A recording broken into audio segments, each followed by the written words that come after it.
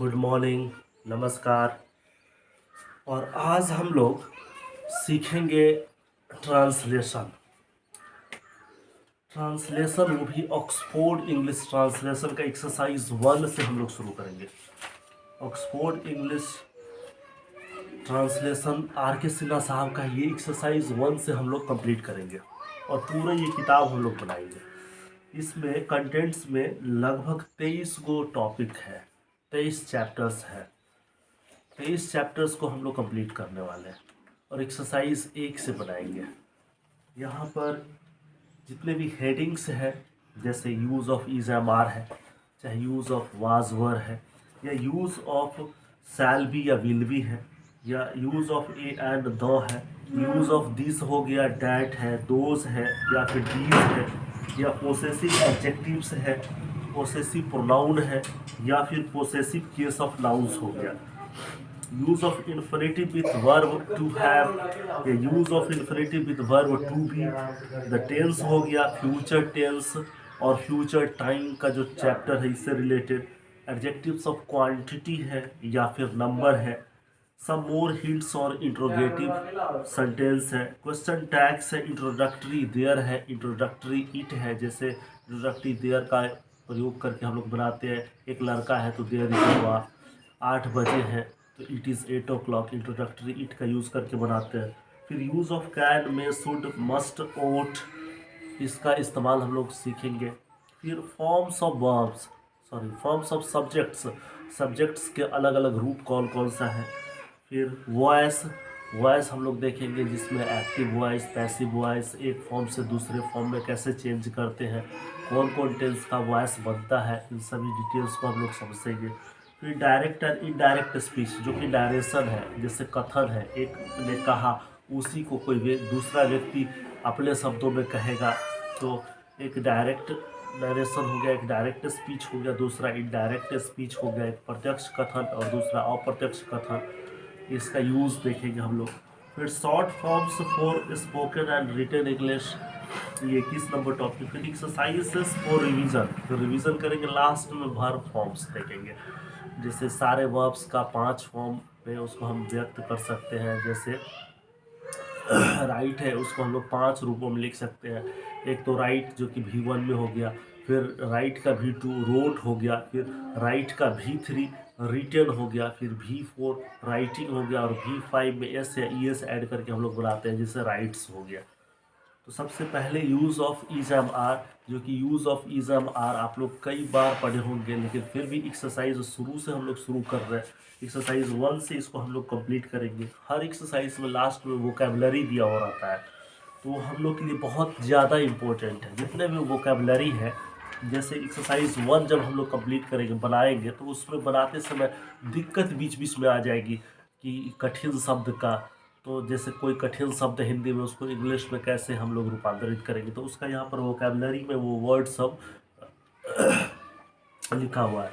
तो कोई भी एक्सरसाइज बनाने से पहले सबसे पहले वोकैबुलरी को याद करना है, फिर जाकर के वो एक्सरसाइज को कंप्लीट करना है।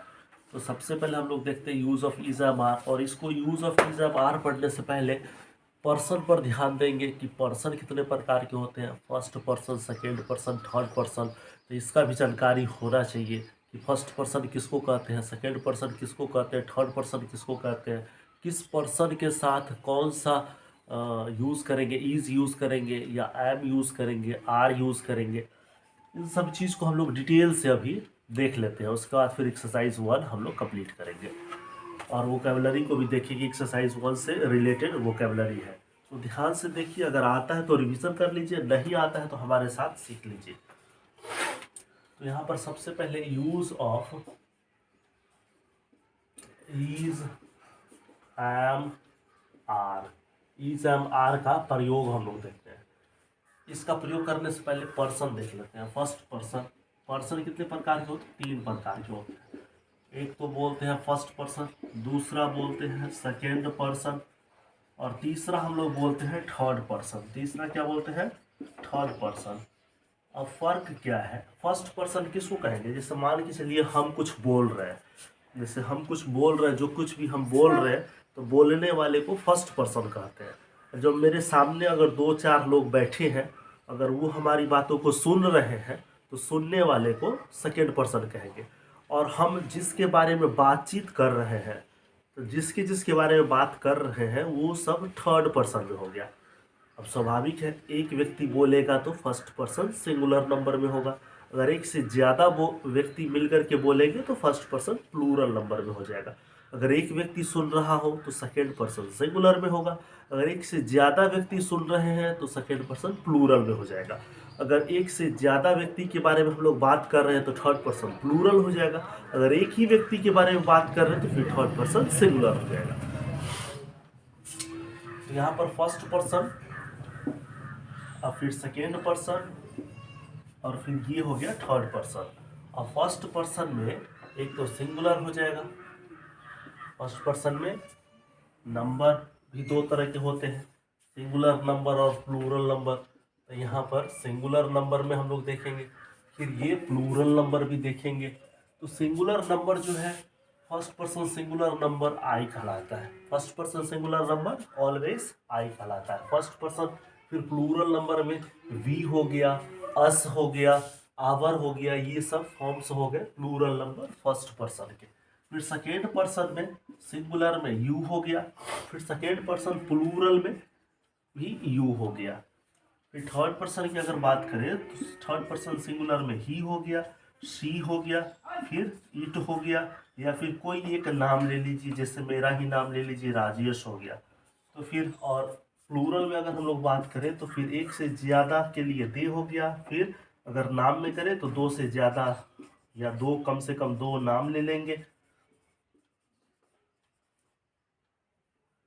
और यहाँ पर बॉयज़ हो गया, तो ये सब प्लूरल में हो गया, थर्ड पर्सन प्लूरल में। या फिर गर्ल्स हो गया, ये सब थर्ड पर्सन प्लूरल है। अब use of is am are का प्रयोग कैसे करेंगे, तो हम लोग देखते हैं। सबसे पहले इज एम आर का प्रयोग हम लोग प्रेजेंट टेंस में करते हैं। किस टेंस में करते हैं? प्रेजेंट टेंस में हम लोग इन सब का प्रयोग करेंगे। प्रेजेंट टेंस में ही हमेशा यूज करेंगे, चाहे इज हो या फिर एम हो या फिर आर हो।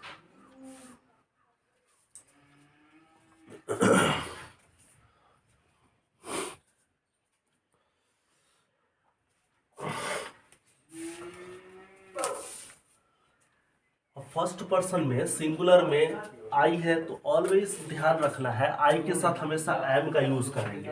आई के साथ हमेशा किसका यूज करेंगे? एम का यूज करेंगे। जैसे आई एम अ बॉय, तो आई के साथ हमेशा किसका प्रयोग किए? एम का प्रयोग किए। फिर वी है, वी के साथ हमेशा आर का यूज करेंगे। वी के साथ हमेशा आर का यूज करेंगे। वी आर बॉयज, हम लोग लड़के हैं। फिर यहाँ पर अगर हम लोग बात करते हैं तो सेकेंड पर्सन यू के साथ, सेकेंड पर्सन यू के साथ हम लोग किसका प्रयोग करेंगे? आर का यूज करेंगे। जैसे यू आर अ स्टूडेंट, तुम क्या हो? एक विद्यार्थी हो। तो यहाँ पर सिंगुलर में आर का यूज कर लिए यू के साथ। और प्लूरल में भी हम लोग आर का ही यूज करेंगे, यू आर स्टूडेंट्स। तो यहाँ पर लास्ट में जो नाउन लिखेंगे वो प्लूरल में लिखा जाएगा। हिलाना नहीं है, अब साइड हो जी, साइड होगी वहां से,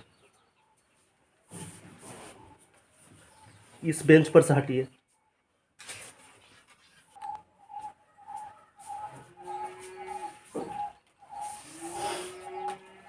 फिर सेकेंड पर्सन में यू के साथ आर का यूज करेंगे, जो कि प्लूरल नंबर में ही है।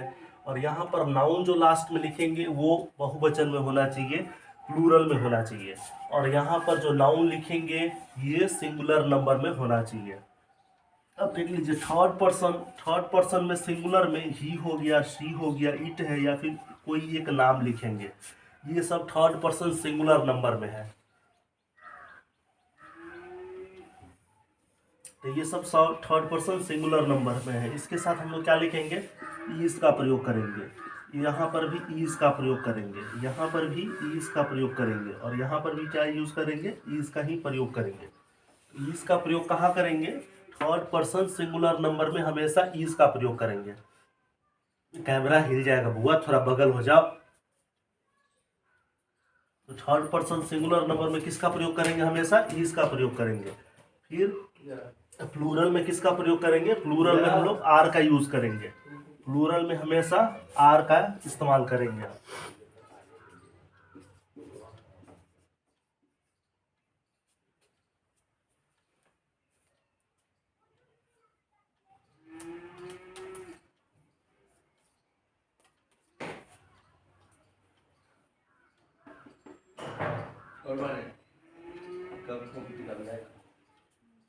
जैसे ही इज अ टीचर, वह क्या है, एक शिक्षक है। फिर यहाँ पर क्या लिखेंगे, सी इज अ गर्ल, वह क्या है, एक लड़की है। इट इज अ डस्टबिन, यह क्या है, एक डस्टबिन है। डस्टबिन किसको बोलते हैं, डस्टबिन बोलते हैं जहाँ पर कूड़ा वगैरह रखते हैं, कूड़ेदान को हम लोग डस्टबिन बोलते हैं।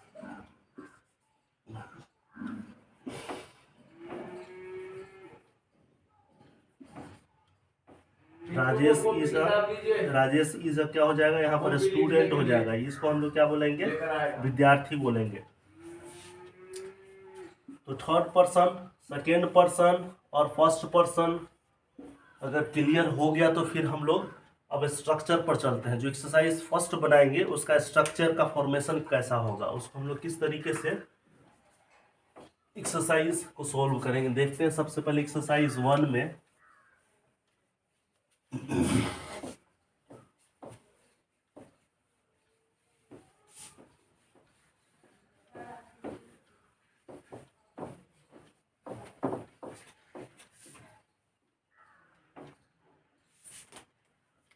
यहाँ पर सबसे पहले subject plus is, am, are plus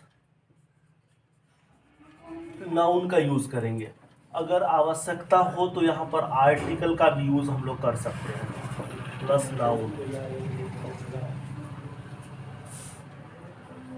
तो हम लोग सबसे पहले किसका प्रयोग करेंगे, सब्जेक्ट लिखेंगे, तब इज एम आर लिखेंगे, तब अगर आर्टिकल जरूरत है तो फिर देंगे और नहीं है तो फिर आर्टिकल का यूज नहीं करेंगे। फिर हम लोग क्या लिखेंगे, नाउन लिखेंगे। जैसे एक एग्जाम्पल है, मैं गरीब हूँ, मैं क्या हूँ, गरीब हूँ। तो यहाँ पर क्या लिखेंगे, मैं हो गया यहाँ पर सब्जेक्ट, फिर दूसरा क्या है, गरीब क्या हो गया, ये हो गया नाउन, और हूँ के जगह पर क्या यूज करेंगे, एम यूज करेंगे। अब इसको अंग्रेजी में अनुवाद करेंगे, क्या बन जाएगा, आई एम पुअर, मैं क्या हूँ, गरीब हूँ। दूसरा ठीक इसी तरीके से, तुम और मैं प्रसन्न, तुम और मैं प्रसन्न हूँ।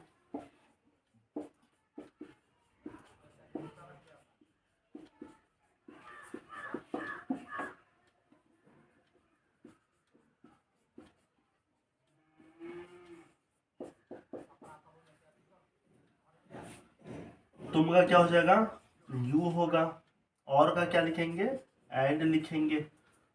तुम और मैं प्रसन्न हूँ, you and I R happy. अब यहाँ पर देखने वाली एक बात है कि आई के साथ एम का यूज तो हम लोग किए नहीं, आई है उसके बाद भी हम लोग किस चीज का यूज कर लिए, आर का यूज किए। कारण क्या है, क्योंकि यहाँ पर दो दो सब्जेक्ट हो गया। जब दो सब्जेक्ट हो गया तो सब्जेक्ट तो बहुवचन हो गया, प्लूरल हो गया। और हम लोग जानते हैं आर का यूज हमेशा प्लूरल नंबर के साथ करते हैं। फिर एम का यूज केवल आई के साथ करेंगे, इज का यूज सिंगुलर नंबर के साथ करते हैं। तो you and I R happy, आप और मैं क्या हूँ, खुश हूँ। अब आइए एक्सरसाइज 1 हम लोग कंप्लीट करते हैं।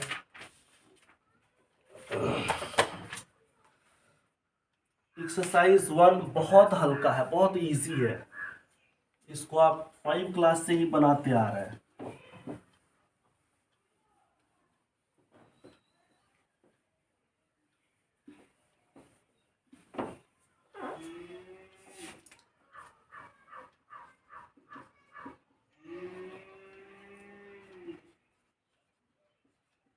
एक्सरसाइज 1,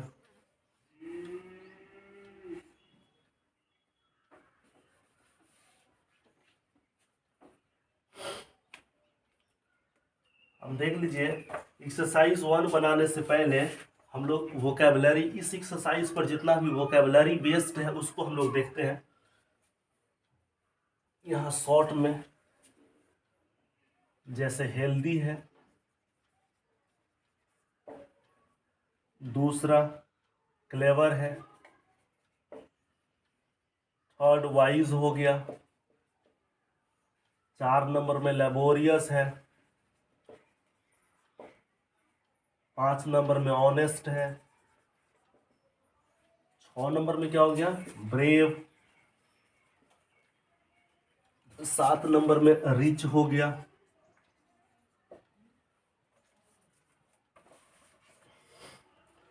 8 नंबर में यहाँ पर काइंड है, इंटेलिजेंट है।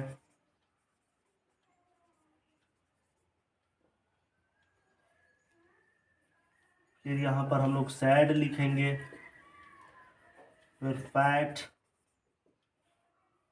फिर थिन हो गया,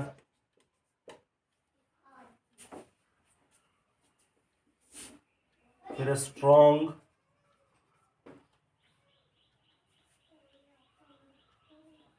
हार्ड, हंग्री, मैड, ये क्रेजी, और ये ब्यूटीफुल,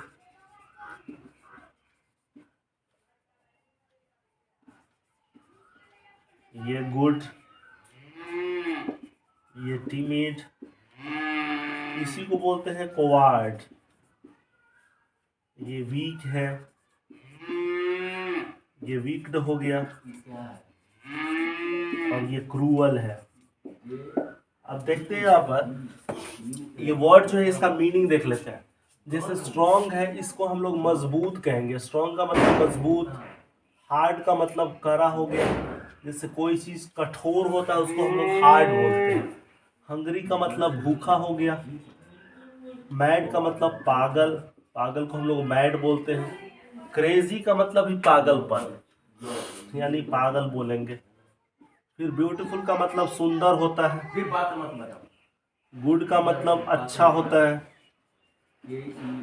और टिमिड का मतलब क्या होता है? डरपोक होता है। और बात ज्यादा बनाता है। कोवार्ड का मतलब भी डरपोक हो जाएगा। वीक का मतलब कमजोर होगा। विक्ड का मतलब दुष्ट होता है, दुष्ट। विक्ड का मतलब क्या होता है? दुष्ट होता है। क्रूअल का मतलब क्रूर होगा। क्रूर को हम लोग क्रूअल बोलते हैं। अब देख लीजिए, हेल्दी का मतलब स्वस्थ होता है। क्लेवर का मतलब चालाक है। वाइज का मतलब बुद्धिमान। ज्यादा जांच के नहीं बिल्कुल। लेबोरियस का मतलब मेहनती होता है। और ऑनेस्ट, ऑनेस्ट का मतलब ईमानदार। ब्रेव का मतलब हो जाएगा बहादुर।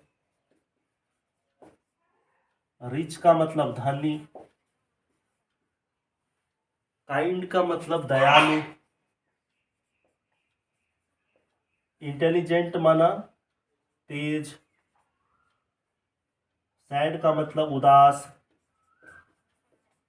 फैट का मतलब मोटा। और थिन माना क्या होता है? पतला या दुबला।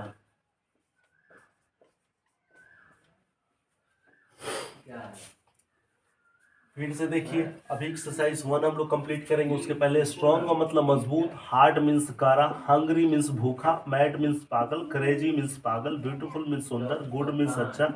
टिमिड मीन्स डरपोक। क्वाड मीन्स डरपोक। वीक मीन्स कमजोर। विक्ट मीन्स दुष्ट। और क्रूअल मीन्स क्रूर। हेल्दी मीन्स स्वस्थ। क्लेवर मीन्स चालाक। वाइज माना बुद्धिमान। लेबोरियस माना मेहनती। ऑनेस्ट माना ईमानदार। ब्रेव मीन्स बहादुर। रिच मीन्स धनी। काइंड मीन्स दयालु। इंटेलिजेंट माना तेज। सैड मीन्स उदास। फैट मीन्स मोटा। और थिन का मतलब पतला। अब आइए एक्सरसाइज पर। एक्सरसाइज 1 है, मैं खुश हूँ। बहुत हल्का हल्का इजी है, लेकिन जो नहीं बनाए हैं उनको थोड़ा सा भारी लगेगा। लेकिन 2-4 एक्सरसाइज बनाएंगे और वर्ड याद करते चलेंगे, फिर आसान लगेगा। जैसे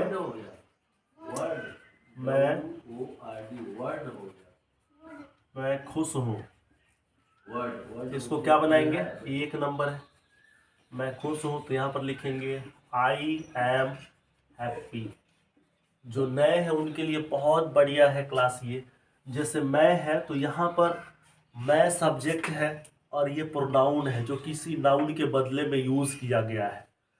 तो आई लिखेंगे और पता है अभी हम लोग क्लास किए हैं जिसमें हम लोग सीखे हैं फर्स्ट पर्सन सिंगुलर नंबर में आई आता है। तो फर्स्ट पर्सन सिंगुलर नंबर आई हो गया और फिर इसके साथ हम लोग एम का यूज करते हैं और फिर ये हैप्पी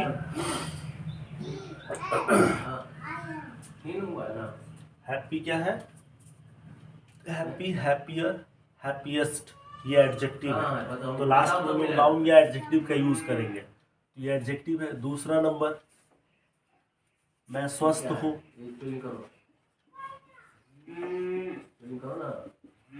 मैं स्वस्थ हूँ, क्या बनाएंगे, आई एम हेल्दी। 3 नंबर, मैं चालाक हूँ। मैं चालाक हूँ, इसका क्या करेंगे, आई एम क्लेवर। 4 नंबर, तुम बुद्धिमान हो।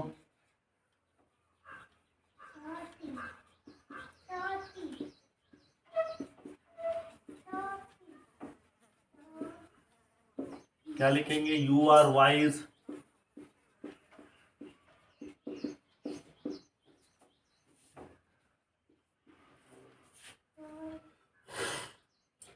आप लोग मेहनती हैं।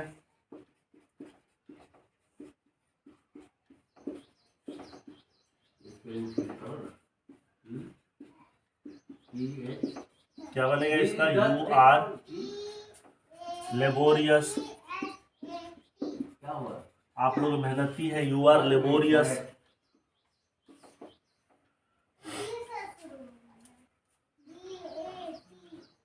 तुम लोग ईमानदार हो।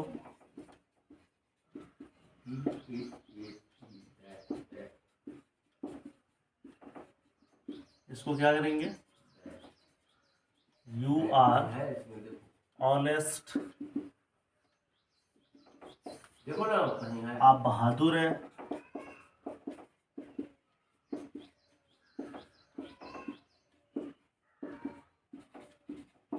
You are brave.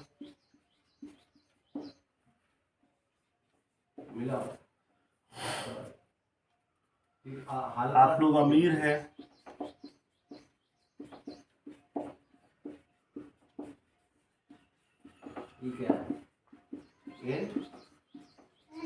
You are rich.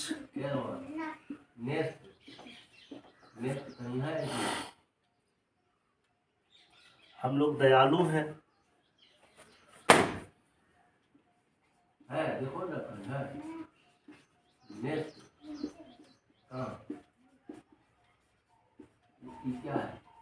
क्या बनेगा इसका, वी आर काइंड। हम लोग दयालु हैं का, वी आर काइंड। 10 नंबर में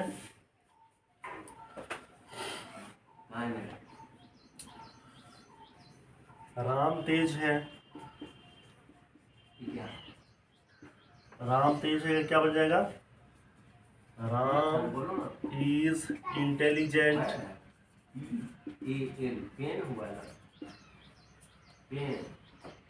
11 नंबर, श्याम उदास है।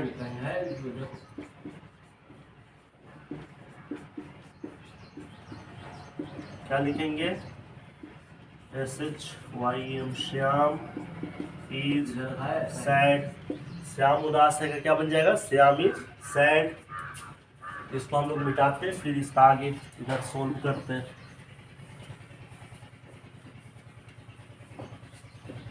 इधर देख रहा है कि इधर किताब पढ़ सकेगा, किताब पढ़ सकेगा कि उधर देखेगा। 12 नंबर में,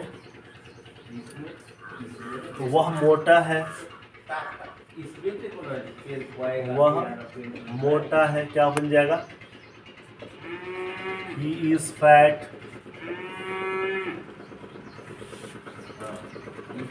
वह दुबला है।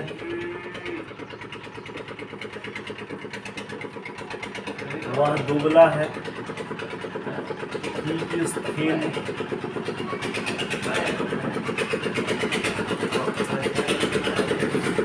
वह दुबली है।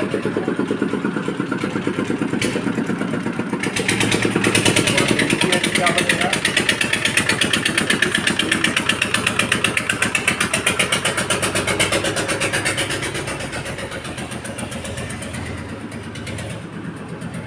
ललन मजबूत है।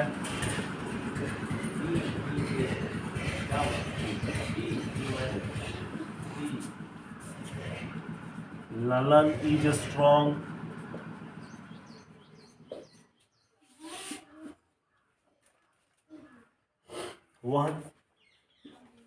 वह कोई निर्जीव वस्तु है, इसके लिए वह कड़ा है। क्या बनेगा? मैट माने चटाई। That is hard। है कहाँ? मैट है भाई। बच्चा उदास है।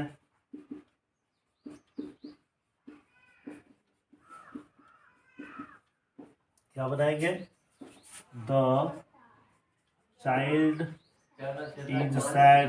मैट मैट देखो। फिर 18 नंबर में ये मैट देखो एम। बच्चे उदास है।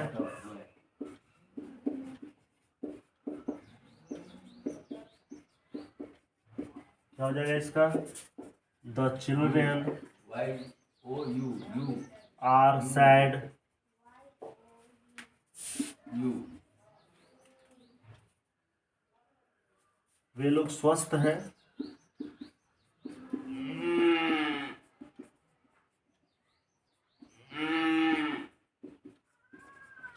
दे आर हेल्दी। वे लोग स्वस्थ हैं का? They are healthy. नहीं कहीं है यू।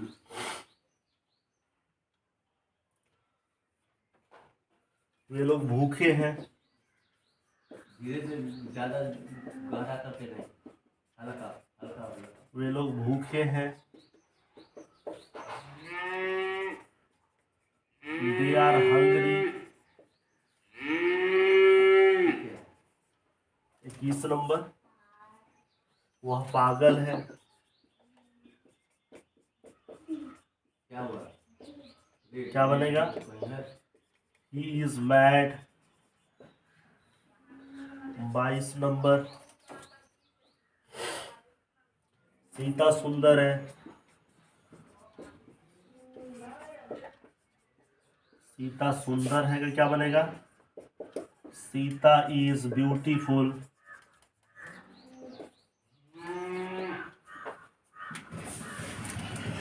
इसको नोट कर लीजिए, मिटा देते हैं।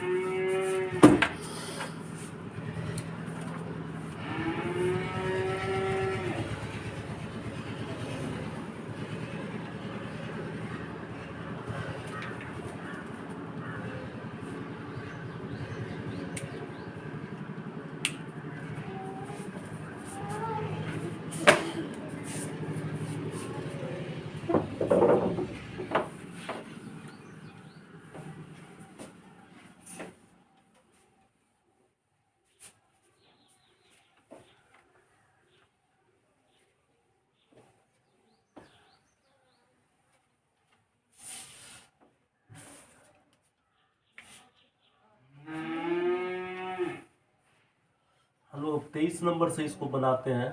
23 नंबर में क्या लिखा हुआ है? राम दयालु है।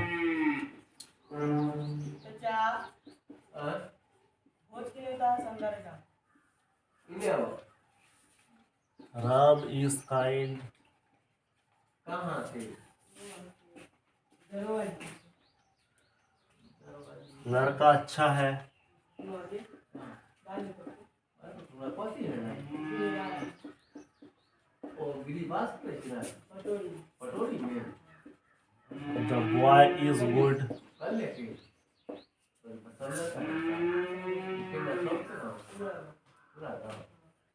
पटोरी में गिरिबास करे तोर बता लो।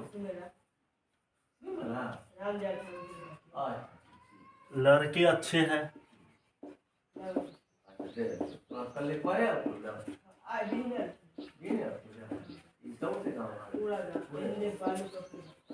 The boys are good.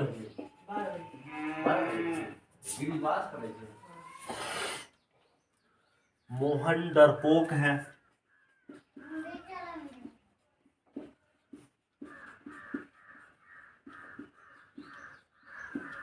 क्या लिखेंगे?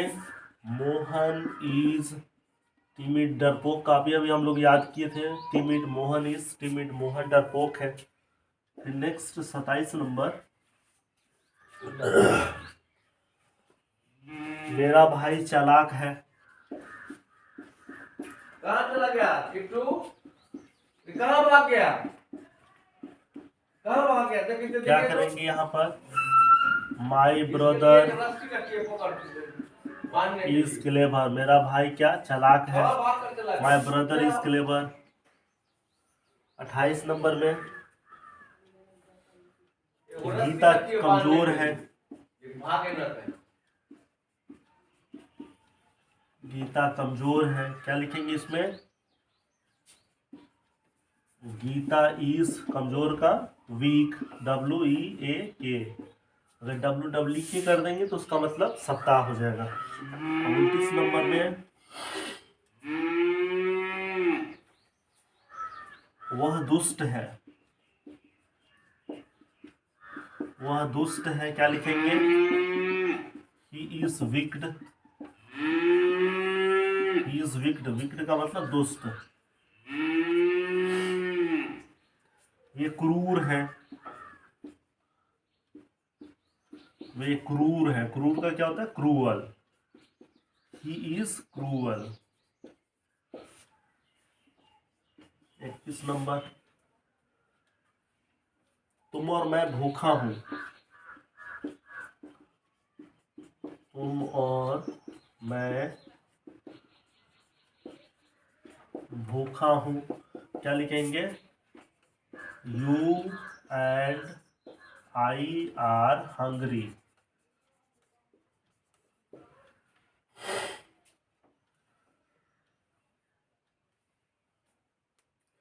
राम और मैं प्रसन्न हूं। राम और मैं प्रसन्न हूं, क्या बनेगा? Ram and I R happy. 33 number देखिए इधर,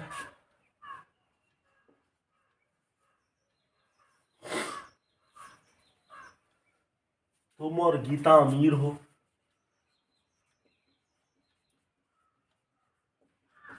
तुम और गीता अमीर हो, क्या बनाएंगे? You and Geeta are rich. अमीर का क्या होता है? रिच।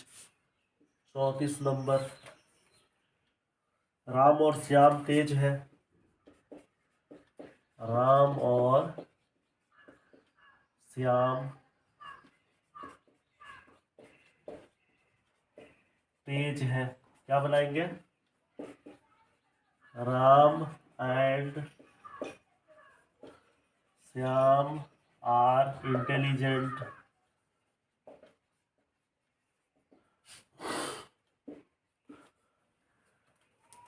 35 नंबर, वे लोग मजबूत और मेहनती हैं। वे लोग मजबूत और मेहनती हैं।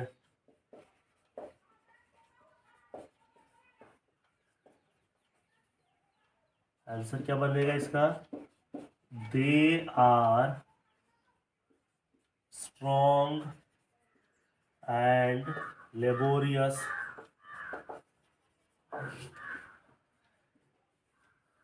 36 नंबर, राम और मदन बहादुर एवं तेज है। राम और मदन बहादुर एवं तेज है। अब देख लीजिए, बहादुर का क्या होता है? ब्रेव होता है। तेज का इंटेलिजेंट होता है। राम और मदन है, तो यहाँ पर हम लोग लिखेंगे Ram and Madan are brave and intelligent.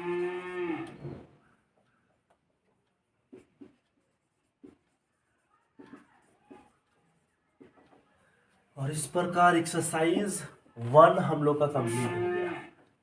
धीरे धीरे कठिनाई बढ़ते जाएगा। जब दूसरा एक्सरसाइज बनाएंगे इससे थोड़ा सा भारी हो जाएगा।